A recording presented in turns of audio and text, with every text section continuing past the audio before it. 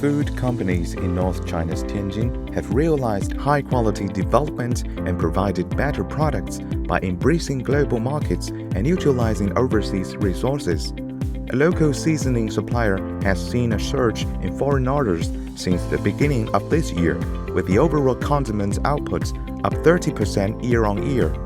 有出口立体袋的蒜蓉辣酱，然后甜面酱，还有一些五康府的一些辣酱。接到了一个出口韩国的订单，紧接着可能还有一个西班牙的订单。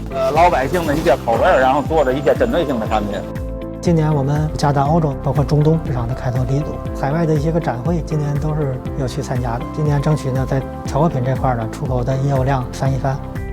A milk processing plant in Tianjin has been running at full capacity since the start of this year, producing 260 tons of milk each day. 现在自动化程度高了以后啊，奶不跟外界接触，都是在这个密闭的管道里流动。鼠标一点，电气化的阀阵实现奶的来回调配。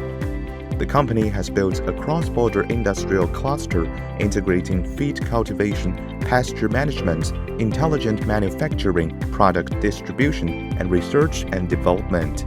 我们通过这个保加利亚、中东欧合作示范区种植玉米，通过海运回我们天津，保证我们奶牛的口粮。每一个环节，我们都对标行业中最高要求、最高标准，给消费者提供安全放心的牛奶，提供更高品质的牛奶。食品加工产业也不断的转型，销售端内外循环，希望通过我们的服务呢，增长我们的这个品牌的产品在老百姓餐桌上的百分比。